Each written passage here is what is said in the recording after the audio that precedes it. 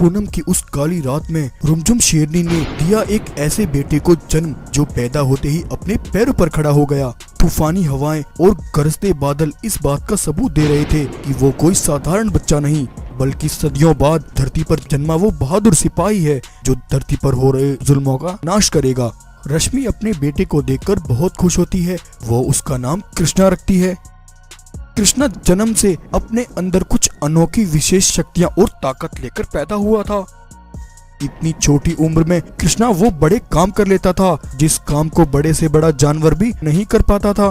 कृष्णा के अंदर उस असीम ताकत को देखकर जंगल के जानवर अपने दांतों तले उंगली दबा दिया करते थे, लेकिन कृष्णा की मां रुमझुम शेरनी इस बात से बिल्कुल बेखबर थी। एक बार कुछ जानवर नदी का रुका हुआ पानी खोलने की कोशिश कर रहे थे। उन बड़े विशाल पत्थरों को देखकर सभी जानवर उनके आगे हार मान चुके थे। तभी कृष्णा वहां जाकर उन विशाल पत्थरों को रस्सियों से बांध देता है और अकेला ही उन विशाल पत्थरों को घसीटता हुआ नदी से बाहर निकाल फेंकता है। कृष्णा की ये बहादुरी देख सभी जानवर खुशी से झूम उठते हैं। वाह कृष्णा वाह, क्या बात है, धरती पर तुम जैसा बहादुर ताकतवर सिपाही और कोई नहीं। हाँ भाइयों, इसकी माँ कितनी भाग्यशाली है जिसने इस बहादुर को जन्म दिया है। चलो चलकर रुमझुम को भी ये खुशखबरी सुनाते हैं। कृष्णा उन्हें रोकते हुए कहता है, नहीं नहीं भाइयों, ऐसा मत करो। मैंने तुम्हें मुसीबत में देखकर तुम्हारी मदद की, लेकिन तुम इसके बारे में माँ को मत बताना वरना वो मुझे बहुत डांटेगी। उस दिन नदी पर शिवा को अपनी बहादुरी दिखाते हुए एक बकरी देख लेती है। वो रुमझुम शेरनी के पास जाकर उसे सब बताती है। जब रुमझुम शेरनी कृष्णा के बारे में ये सब सुनती है तो उसका शक यकीन में बदल जाता है। वो बहुत परेशान हो जाती है। क्या बकरी बहन, ये तुम क्या कह रही हो? क्या कृष्णा ने सचमुच ऐसा किया? हाँ रुमझुम बहन, कृष्णा को उन विशाल पत्थरों को हटाते हुए मैंने अपनी आँखों से देखा। जब कृष्णा घर लौटता है, रश्मि उसे बहुत डांटती और धमकाती है और रुमझुम अगले ही दिन अपना सामान लेकर के साथ अपना जंगल छोड़ने का फैसला कर लेती है। माँ क्या बात है? आज आप मुझे इतनी सुबह उठाकर कहाँ लेकर जा रही हैं? हम कहाँ जा रहे हैं माँ? बताओ ना माँ। कृष्णा, अभी मुझसे कुछ मत कहो, चुपचाप मेरे पीछे चलते रहो।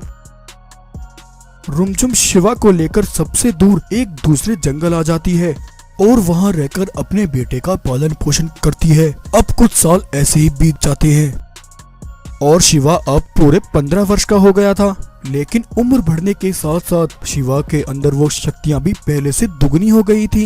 वो कभी पहाड़ से छलांग लगाता तो कभी फूंक मारकर पत्थरों को हवा में उड़ा दिया करता था। एक बार शहर से कुछ विद्यार्थी जानवर जंगल में पिकनिक पर आते हैं। वे सभी जंगल में अपने कैंप लगाकर वहाँ का आनंद लेते हैं। शिवा वापस वहाँ से अपने घर लौटता है, लेकिन घर आकर शिवा भालू मास्टर की कही वो सारी बातें याद करने लगता है।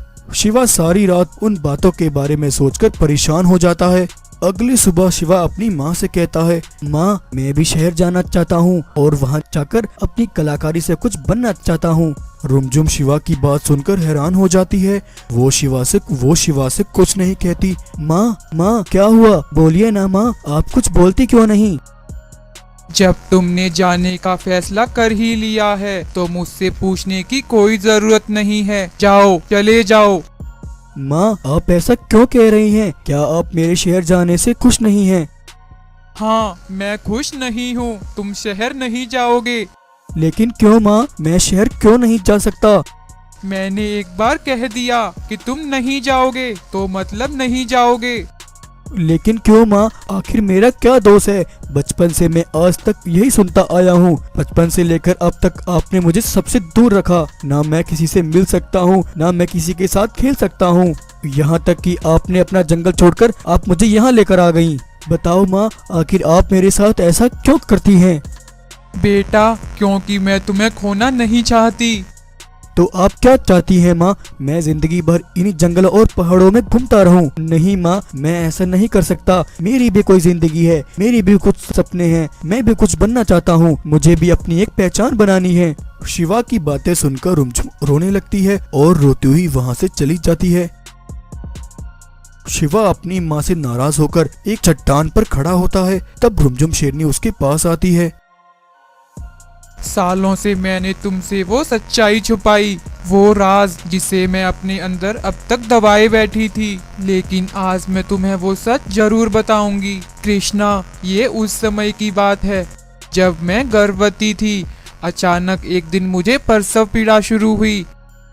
तब तुम्हारे पिता मुझे लेकर अस्पताल जा रहे थे। तब रास्ते में हमें किसी के चिल्लाने की आवाज सुनाई दी, मानो जैसे कोई दर्द से कराह रहा हो।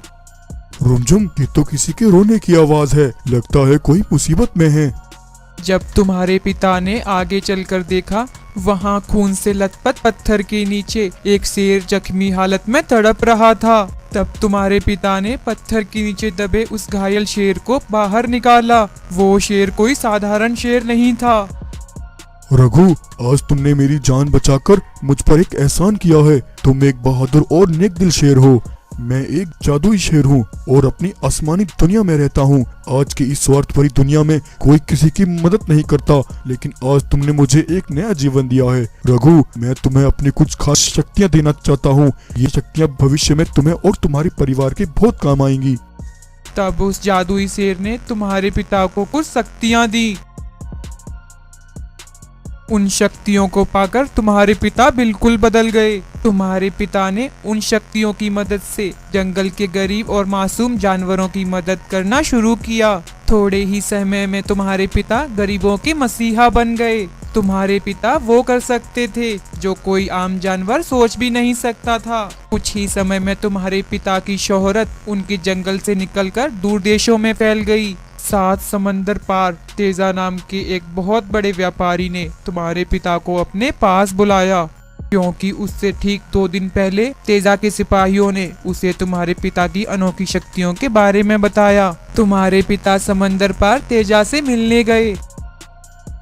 आओ रघु, आओ, तुम्हें यहाँ देखकर बहुत खुशी हुई। मैंने तुम्हारी कलाकारी और शोहरत के बहुत अच्छे सुने हैं। रघु, मैंने एक ऐसा सपना देखा है जो अगर सच हो गया तो हम दुनिया की तकदीर और तस्वीर दोनों बदल सकते हैं, और उस सपने को सच करने के लिए मुझे तुम्हारी मदद चाहिए। तेजा, तुम्हारा वो सपना क्या है और तुम्हें उसे पूरा करने के लिए मेरी कैसी मदद चाहिए? रघु, मैं एक ऐसा कंप्यूटर बनाना चाहता हूँ जिससे हम भविष्य देख सकें। तुम्हारे पास जो अद्भुत शक्तियाँ हैं, हम उनकी मदद से ऐसा कर सकते हैं। सोचो, अगर वो भविष्य बताने वाला कंप्यूटर बनकर तैयार हो गया तो हम यहाँ पृथ्वी पर रहने वाले लाखों करोड़ों करीब मजलूम जानवरों की मदद कर सकते हैं और जंगल में आने वाली आपदाएं, तूफान, बाढ़, सूखा, इन सभी को रोक सकते हैं। हाँ तेजा, अगर रोक भी नहीं पाए तो हम उनके लिए कुछ उपाय कर सकते हैं। रघु, तो चलो फिर किस बात की देरी, हम अपने इस असीम सपने को पूरा करते हैं। पूरे 2 साल लगे और तुम्हारे पिता ने नामुमकिन काम को मुमकिन करके दिखाया। उन्होंने अपनी कलाकारी से भविष्य बताने वाला कंप्यूटर बनाकर तैयार किया। इधर तुम्हारा जन्म होने वाला था। मुझे प्रसव पीड़ा शुरू हो गई थी। तब उस दिन तुम्हारे पिता ने मुझे एक पत्र भिजवाया जिसमें उन्होंने लिखा, रुमझुम, ये दुनिया बहुत स्वार्थी है। यहाँ मेरी शक्तियों का गलत इस्तेमाल हुआ है। मैं जल्द अपने घर वापस लौट रहा हूँ। लेकिन तुम्हारे पिता लौटकर नहीं आए। कुछ दिन बाद तेजा के एक सिपाही ने आकर मुझे तुम्हारे पिता की एक दुर्घटना में हुई मौत की खबर दी। तुम्हारे पिता की खबर सुनकर मैं टूट गई, लेकिन जब तुम्हारा जन्म हुआ तो मुझे पता चला कि तुम भी अपने पिता की उन अद्भुत शक्तियों के साथ पैदा हुए हो। तब मैं बहुत डर गई। जो तुम्हारे पिता के साथ हुआ वो तुम्हारे साथ ना हो, इसलिए मैंने तुमने सबसे दूर रखा। मैं तुम्हारे पिता को पहले ही खो चुकी हूँ, लेकिन बेटा, मैं तुम्हें नहीं खोना चाहती। जब शिवा अपनी माँ से ये सब सुनता है तो उसे बहुत अफसोस होता है। तो ये था इस कहानी का पहला भाग। क्या रुमझुम शेरनी शिवा को शहर भेजने के लिए राजी हो पाती है या नहीं, और क्या शिवा शहर जा पाएगा, ये सब हम कहानी के अगले भाग में देखेंगे। अगर आपको ये स्टोरी अच्छी लगी हो तो वीडियो को लाइक करें, शेयर करें और ऐसे ही मजेदार कहानियाँ देखने के लिए हमारे चैनल को सब्सक्राइब करें।